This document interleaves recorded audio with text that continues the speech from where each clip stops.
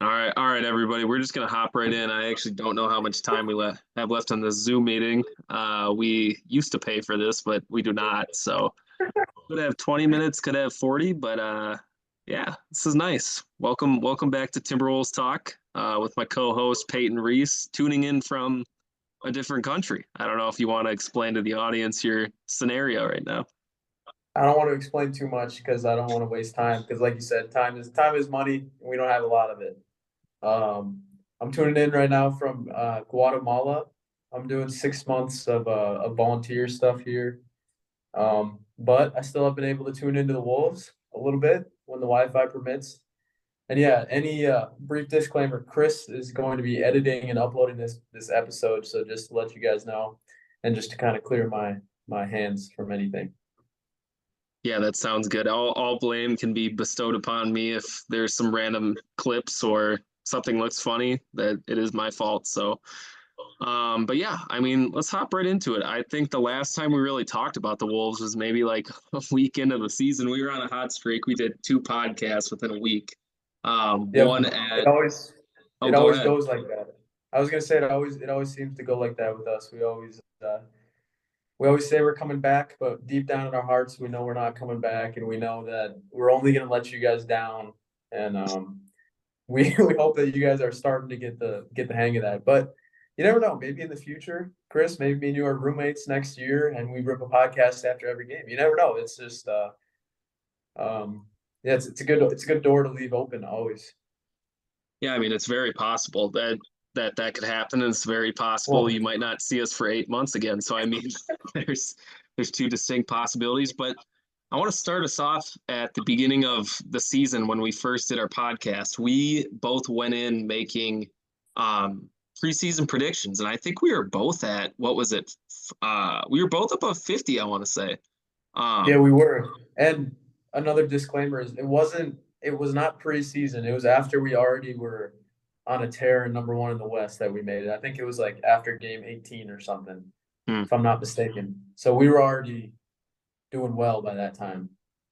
Yeah, I mean, we were, but I think our prediction might be spot on here, and I want to give a shout out to your old roommate Jack. He actually predicted we'd win 65 games and be the fifth seed. So I would say that prediction might not hold true, but the win number is pretty close. I mean, they might be closer to 60 than they will be 50, so that'll be interesting to monitor. But I mean, we're past the All-Star break now. They're still number one in the West. I mean, what are your kind of takeaways of this team of the games you get to watch so far? Um, Honestly, I talked about this last time. It's just so surprising to me because a couple of years ago when me and you were doing these podcasts every single week, and it was kind of our live. I'll be honest, I spent a lot of time on it, and I would watch every single Wolves game, and I would get emotional sometimes when we lost games. I remember the Cole Anthony buzzer beater. You remember that against the Magic? Of course, I remember being live for the Brandon Ingram buzzer beater too.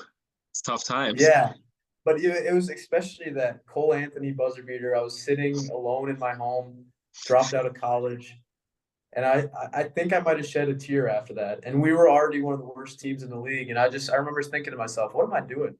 Why am I so invested in this team that is just horrible? And so to come from that team and then just in a blink of an eye, that's what it feels like to now being number one in the West.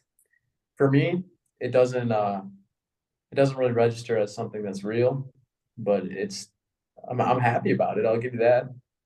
Yeah, I mean, I think the first season doing the podcast hit a little different just because we were so invested in like doing the draft stuff and then hopping into the season. Obviously, the first season when we were doing the draft wasn't great, but like Anthony Edwards' second season, the one where like Malik Beasley was still on the team, Vando, that first team with Pat Bev, that team was Yep. so fun, and it was kind of an intro. And then I think like kind of the wind was sucked out of the sails, if that's the right way to put it, last year with the team that kind of underperformed, and then this year we're kind of seeing the fruits of the labor of them kind of building the chemistry and the team, and it's really cool to see. I think I've been watching as many games as I did 2 years ago. I think last year I kind of got a little disinterested after I think the injuries with Cat and like just the overall vibe of the team wasn't as good. So I mean, it's good to see him again, and like a lot of things have happened. I mean, the signings of Jaden and Ant, and now Mike Conley's getting his extension, and now your favorite player, one of your favorite players, Monte Morris, is on the team now. So the team looks really different than it used to. I'm interested to see how you like the Monte Morris edition, though. Sure. First, let me get into my overall thoughts. Some more thoughts. Just piggybacking off of something you said. It for the Wolves right now. It feels good, and I think it feels good because we did it the right way. We built something up. It took a lot of time. Um, we didn't give up on our stars. We didn't give up on Carl Anthony Towns. We didn't trade Carl Anthony Towns just like everyone said we would or everyone wanted. Um, it just feels organic and it feels legit and it feels like something real. Like it's not like we went out and just bought Kevin Durant and Kyrie Irving and threw them on a team together. This is something that everyone's bought in. The fans are bought in. Anthony Edwards is bought in. Carl's bought in. Finchie's bought in. Gobert's bought in. Everyone's bought in. It just it might not be this year. I'll be honest, and I know that might get some hate in the comments. Chris might be getting upset by that, but it might not be the year this year, and that also has to be okay with us because it's a process. And if we were bought into the process a couple years ago, we still are bought into the process right now. We got to be uh, bought into it all the way through. So it might not be this year, but it's we're going somewhere well, I would say. Yeah, I have no problem saying it might not be this year just because like the overall landscape of I think there's so many good teams. I mean, like in the West, I think it's 5 games separates the first seed and the eighth seed, which is the Suns right now. So I mean, there's so many good teams. Like you got the Thunder who will look really good and kind of present the Wolves some matchup problems. You have the Pelicans who we cannot beat for some reason. You have the defending champion Nuggets. You have the Kings, you have the Mavericks, the Suns. Like there's so many good teams. And then on the other side, you have the Boston Celtics, who have the eighth highest net rating in NBA history. There's a little stat for you Nice. at the moment. So, I mean, it might not be their season this season, but I think like I'm not crazy saying there's a chance, and that's all you can ask for as a fan that there's a chance this team I think could go and make a run. And I think that's kind of where we're at mid-season temperature check right now. Like this team is still good. They're 40-17. Um, as we speak, they're playing the who are they playing? Grizzlies. The Grizzlies tonight. I mean, hopefully they win that game. I don't even know the score. But I think you set yourself up. You had the hardest schedule coming out of the gate. You withstood it. You did really well, and now you have the third easiest remaining schedule to play. So I mean, I think this is a time where you can kind of rest some of those starters. I know Finchie loves playing those guys till the final second, but I mean, I think this is kind of time where you get some opportunities against a little bit lesser teams. Not that you can take the night off, but I mean, I think these guys will get some more rest, and they can kind of go into the playoffs with a pretty high seed, hopefully 1 through 4. I would predict at this point. I mean, hopefully the 1 seed, but overall, I think the overall vibes are really good. You have both point guard positions solidified. I mean, Mike Conley has the sixth best 3-point percentage in the NBA right now, shooting 45%. You got Monte Morris now backing him up, and I think you feel really good about that because, I mean, that was the only weakness we really talked about preseason. Yeah, backup point guard. I think Tyus Jones was the guy everyone wanted. Trey Jones was another name that came up, but for the last couple of years, bro, and I don't like taking credit very often, but for the last couple of years, I've been saying Monte Morris is a discount Tyus Jones that he might be the future. And I wonder what people think about that. But Monte Morris or Mike Conley, how old is he? 36, 38. He's getting up there. 36, I believe. Yeah. I love him, but he's not the future. He's not Anthony Edwards' peak is going to last a lot longer than Mike Conley's career. I think there's nothing wrong saying that. And what if you got a guy like Monte Morris who can step into that long term?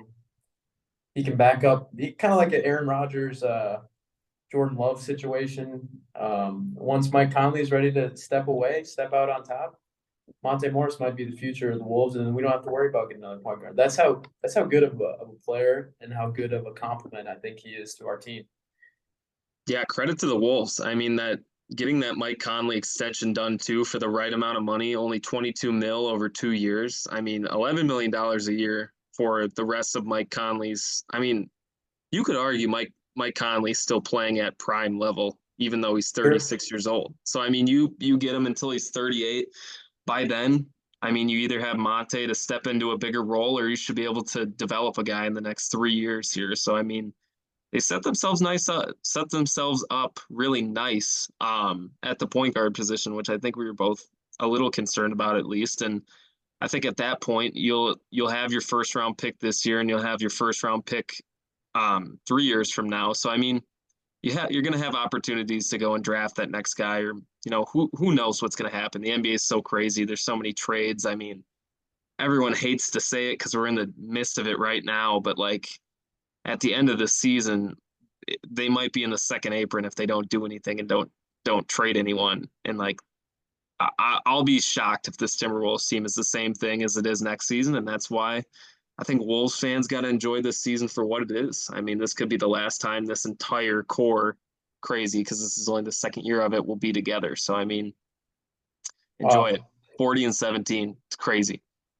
That's a big bomb right there, Chris. Um, Yeah, that's the that sad. might be better coming out of Doogie's mouth than mine, but Yeah, yeah. I mean, what do you know? What do you know? Huh? I have my Um, sources. yeah, but I think we also, maybe I'm a pessimist, but I think we have to get our mindset right that even if we don't win the championship this year, we can't look at this as a failure this season. Even if we lose in the first round, I think that, as I was talking about earlier, that we built this right and that we built it up. I think that even if we don't have a successful ending to the this postseason this year, we still are going to put ourselves in a situation to be a contender, be the real deal in years to come. And that's because of Anthony Edwards. Chris, I want to hear more about what you're thinking about our boy Ant lately. Yeah, I mean, I feel like Ant's kind of taken that next step from a playmaker wise. I mean, just watching him, I don't have any stats in front of me to support this, but I feel like he's become such a better passer here, even in the last couple months from the beginning of the season. I mean, the scoring is very apparent. I saw this stat. Do not quote me on this, but it was the I last would never month, I believe. think. He's second in points per game. And like I feel like most of his games have been like 31 to 40 points, 5 assists, 5 rebounds. Like I feel like he's been distributing the ball super, super high level. I mean, there's still things I get upset at that he does. Like I think he falls in love with the mid-range bank shot a little bit too much. Not that I hate it. I think just when I see the ball clank off the glass like that, I get a little upset. But I think he's developed in so many ways that like I can't even be mad about some of those drawbacks because his positives just have been outweighing him. I mean, he's been passing better, getting to the line more, consistently making free throws at a higher rate, scoring the ball from all three levels. So I think they have a true superstar. They have a guy that could lead them far in the playoffs, and I don't think we could have said that with Karl Anthony Towns. So I when you have a guy like that, there's always a chance. And I think that's kind of what Ant provides. And from the, what is it, from the 9 or 10 playoff games he's played in, I think he's played at a really high level. So I'm excited, man. I'm so excited to see who our matchup is and how he responds to the bright lights, because I think there is a lot more added pressure than there was the last 2 years with him. Yeah, I think something about Anthony Edwards that people forget is he's so new to the game of basketball. Most of these guys were born with a basketball in their hands. Steph Curry was literally came out of the womb and was handed a basketball. That's how much basketball IQ he has. And a guy like Anthony Edwards, like he I don't know when he started playing. I feel like it was like 10th grade maybe he started playing basketball. He just it's fun to watch him learn the game and like learn that, oh, when I get double teamed, someone's going to be wide open, or just learn how to we've been able to watch him grow as a player, and it's just the level that he's already at right now with the limited amount of basketball experience he has. It's cool to see how that exponentially grows. And that's what's so scary about Anthony Edwards is that he has that he has so much natural talent, so much God-given ability that once he starts figuring out the fundamentals of the game and really gets that down, the sky's the limit. And then you add in his killer mentality that we've been able to see ever since he was a rookie, ever since he was drafted. He gets better with the spotlight. And with a lot of players, that's not the case. But with the great ones, they get better with the spotlight. And that's what brings it out of him. What he needs to work on, I think, is when there is no light, when no one's watching the game, when it doesn't matter, when at the end of the season here, when we're going to be the favorites in every single game, and it doesn't matter if we win or lose, we're already going to be locked into the playoff. It's can he keep his motor going in those games, and that's what he's struggled with. And I just that's what I'm more excited about. I know when the playoffs go, he's going to perform, and everyone knows that. But it's can he show up every day? Yeah, he always seems to struggle with those back to backs against the Houston Rockets or the Memphis Grizzlies or yeah, those random, Tuesday night games. I think a thing that's been on his side though this season where I think he's shown more in that area than last year was like Target Center's been full. So I mean, it's always been a good atmosphere and I think he's been a lot more consistent this year. But yeah, that was definitely like the running joke was like how he definitely takes certain games off, but I think he's been a far more consistent player this year, and that's led to him not only leading the Timberwolves to the number one seed in the West, but his points per game is above 26. His assists are above 5. His rebounds are above 5. His steals are almost 2. Like he is a legit MVP candidate at 22 years old, and there's only been a couple guys you can really say that for, to be honest. I Sure. mean, like the guys right now at the top of the pedestal, the Embiids, the Jokic's, the Tatums.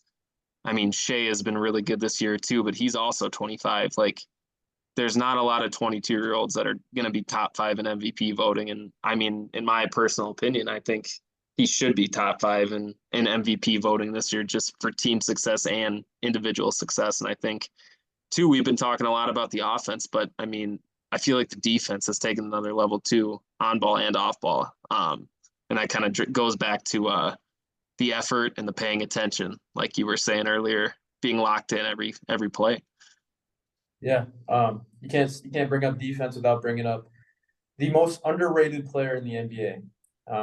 And I'll say that he's the most underrated player in the NBA. I don't even know if Chris knows what I'm going to say, but Rudy Gobert, man, he's defensive player of the year caliber this year. I don't know if that's a true statement, but just from what I've seen, from what I've heard, it sounds like it. I mean, I don't get much here in Guatemala, but he seems like he's defensive player of the year candidate.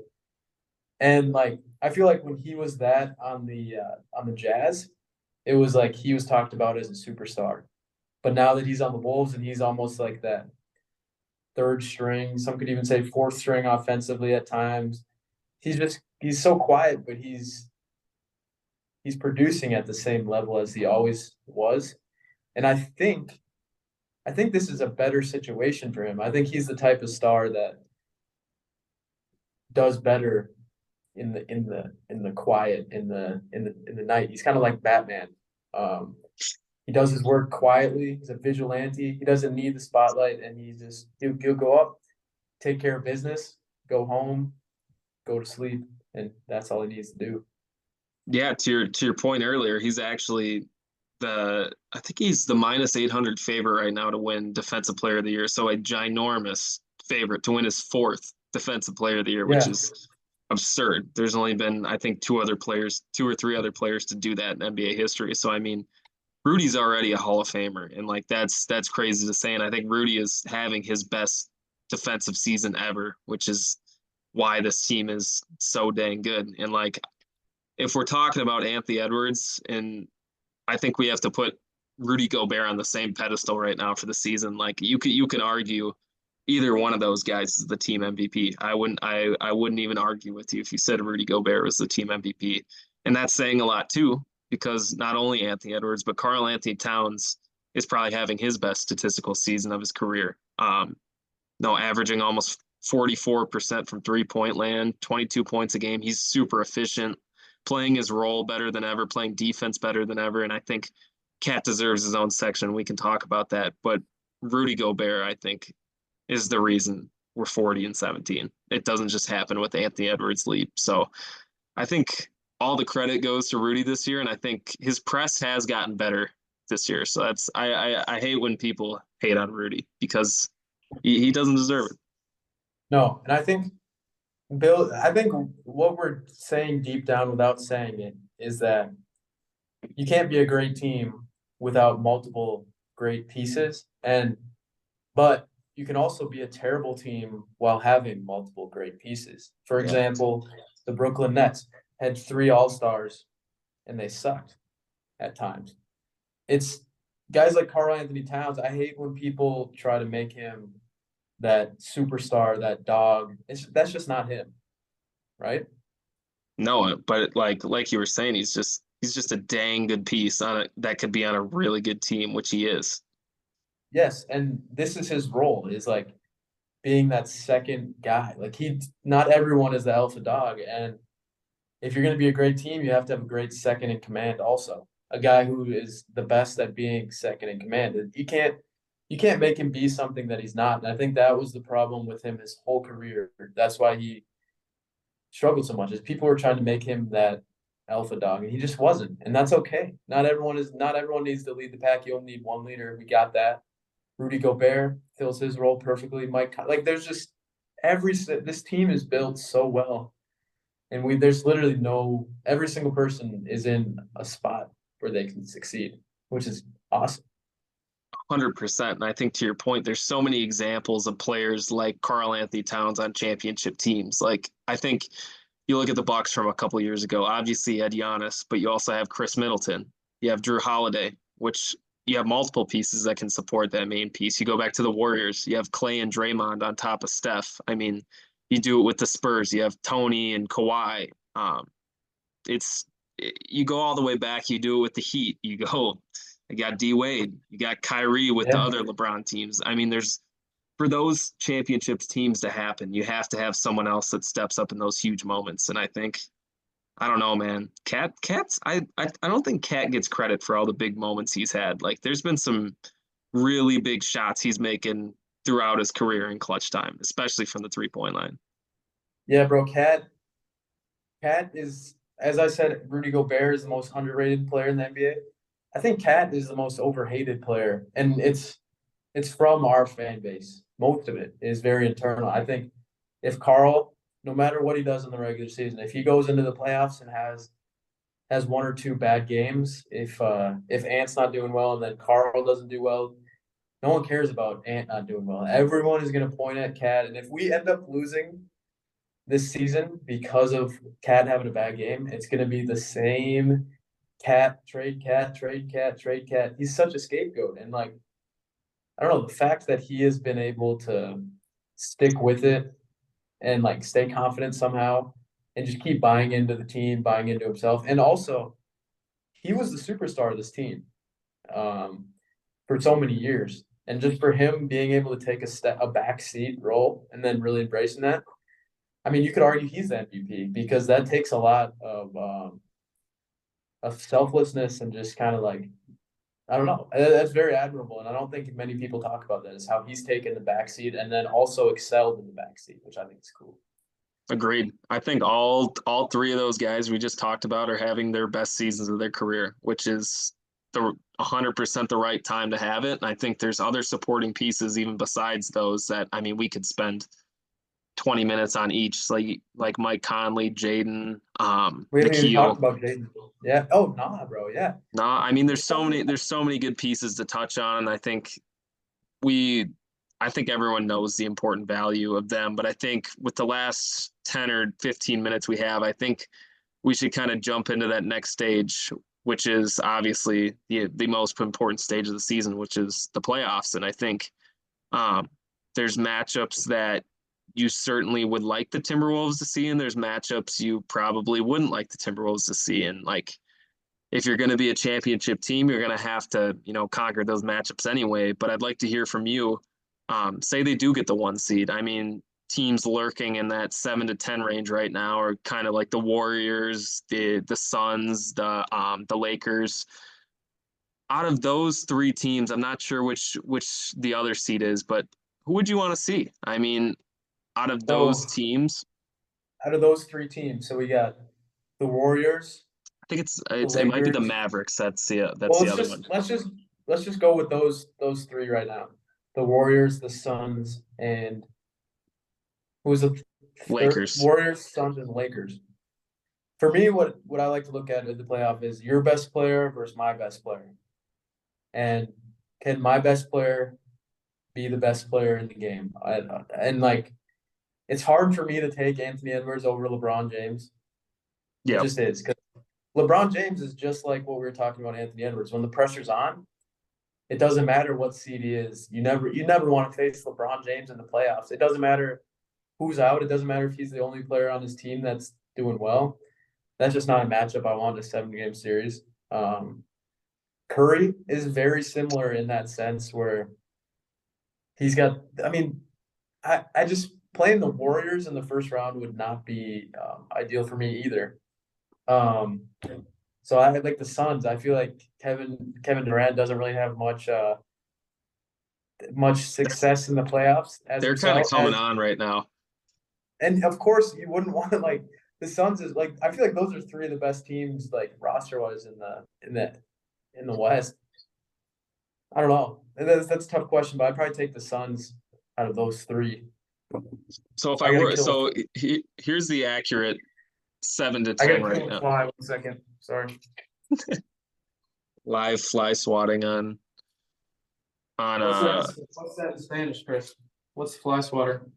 mata mosca, kill Muy flies. bien. Muy bien. Um, so Wins we have Bajo. Sacramento, Dallas, Golden State, and LA, and like out of those teams, like I think I'd take Sacramento. Like to your point, I think we beat all four of these teams in a 7 game series. It's just I think the team that would probably give me the most ease right now is Sacramento. I mean, I don't know about you. I don't want to see Luka and Kyrie in the playoffs. I think that would be an extremely difficult matchup. Bro, Um, I remember getting in arguments at during Thanksgiving and Christmas with my brothers. Like, there's really no teams in the West that like I would want to play in a 7-game series. Like even like they're just there's so many solid teams that are built for the playoffs in a sense. and that's what's great about this year is like there is so much parity in the West. Not like every team has at least two guys that you're like, yeah, I wouldn't want to, Well, test my luck is it against them. great or is it the worst every year to be number one in the West? I think that could be another argument that this is the worst year of all time to be the number one seed in the West. And of Yeah, course, because a 1-8 upset could probably happen. it's Just that many it talented teams. yeah. I mean, if you're betting on it, say you got the Warriors versus the Wolves in the first round. Like, Wolves just won, by the way. You got Warriors versus Wolves. Wolves have basically zero playoff experience with this squad. I mean, they have a little bit, but and then you got the War. Like that's an upset waiting to happen. It's like a 2 versus 15 seed in the NCAA tournament where the 15 seed has 5 senior starters and the 2 seed is Kentucky with all freshmen. Like yeah, that's what makes me uneasy is that it's going to be difficult every single round, no matter who we play. And that's what, to your point, that's what Draymond said too at the All-Star break. I don't know if you saw that, but he's like, yeah, No, I'd take the Wolves I'd take us in a 7 game against the Wolves. And I think that even with us dominating one of the two first matchups and beating them in both of them, like I think things do kind of go out the window in the playoffs. It's a reset for every single one of those 16 teams that's going to be in it. So I mean, every matchup's going to be tough, but I think the good part is I think defense is always going to translate, especially good half court defense. Teams aren't getting into transition as much, and the Wolves have the best half court defense in the NBA right now. So I think that's something you're always going to be able to lean on. You're always going to be given 100% effort. It's just can the offense get hot at the right time? yeah, bro, but I hate to keep playing devil's advocate, but once you get to the playoffs, everyone's giving up 100% effort the whole time. It doesn't matter what happens. So a lot of these teams that are built around these veteran players like the Lakers and the Warriors, they're not really regular season teams. They're built for the playoffs. And we're being a great regular season team, and it doesn't matter. Like you said, once we get to the playoffs, it doesn't matter who you are. And like that's when you have to start relying on your superstar players like Anthony Edwards. And then that's where it's like, okay, well, we have Anthony Edwards. So we'll always have a chance. Who do you think, if we get to the Western Conference Finals, who would be the toughest matchup in the West against the Wolves? So I or go ahead. we haven't even mentioned the Clippers. Think about that. The Clippers the Clippers. I mean, the Clippers were good, but like you also have to keep in mind, like we beat them 5 out of the past 6 times. Like it may not seem like that because those games are always really good when we play the Clippers. But we could. I mean, I feel pretty confident that our size against them would cause some real issues. Yes, but see, this is where there's a problem here. This is where you guys can call me on the comment section. It's because I haven't watched many games this year, so it's hard for me to believe that this is real. But like, it's just us against the Clippers in a 7-game series when they have James Harden, Paul George, and Kawhi Leonard and Russell Westbrook. Like, it's just I don't want that. That's not something I'm going to be looking forward to as a 7-game series versus the Clippers.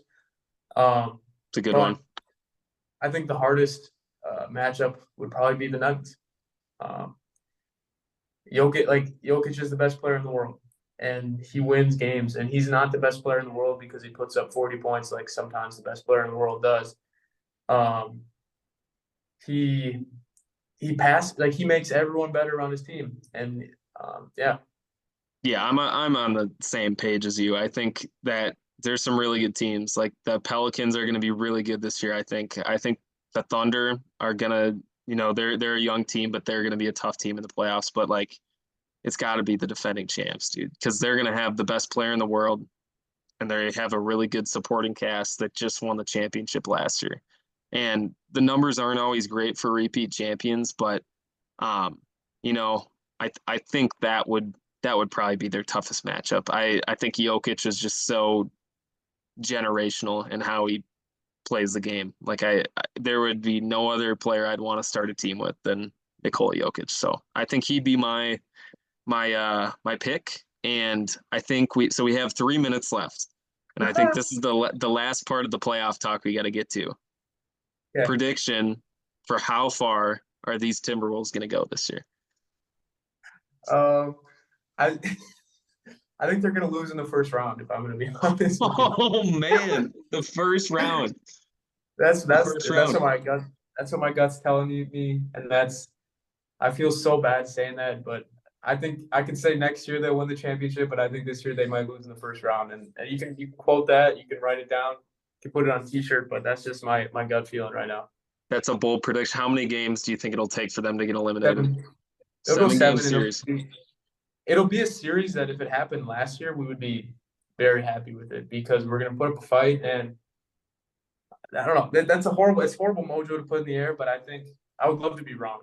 That's another thing. If I get wrong and this gets clipped right here, I would love that. But like I said, right. It's hard for me to get my expectations up. What do you think? That's bold. I think I'm going to go we're going to lose in the Western Conference Finals in 6 or 7 games. I think we breeze through the first round fairly easily. Unlike your prediction, I think we probably win in 4 or 5 games against an older Lakers or Warriors squad. I think while those teams do have pedigree, I just think that the Wolves defense is too much this year and height wise. And I think the younger athletes the Wolves have. Second round, I think is going to be a hard series against whoever it is, whether that's the Pelicans, the Thunder. I think that there's going to be some real issues caused. And I think that series is either going to go to 6 or 7 games, a really hard fought one, going to take a lot out of them. And I think eventually they're probably going to meet their fate in the Western Conference Finals to the Denver Nuggets, who I predict will lose to the Boston Celtics in the NBA Final. So Hey, that's a great point. I think we're probably running out of time. One thing before we end is we're talking about these great teams in the West. Just remember, John Morant will be back and healthy next year. And remember how scary those Grizzlies were in the and past couple of years. fun matchups. Wolves Yeah, we Grizzlies. got a lot of fun in the future. So, Chris, I'll let you end it here. I know I'm going to get a lot of hate in the comments, but I'm excited for that.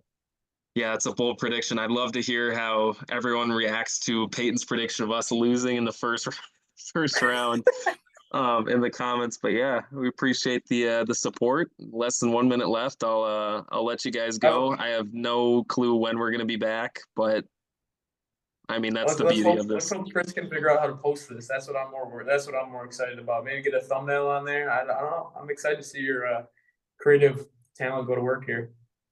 Well, if you see this, it's a success. So we'll see you guys next time. All right, see you, buddy. See ya.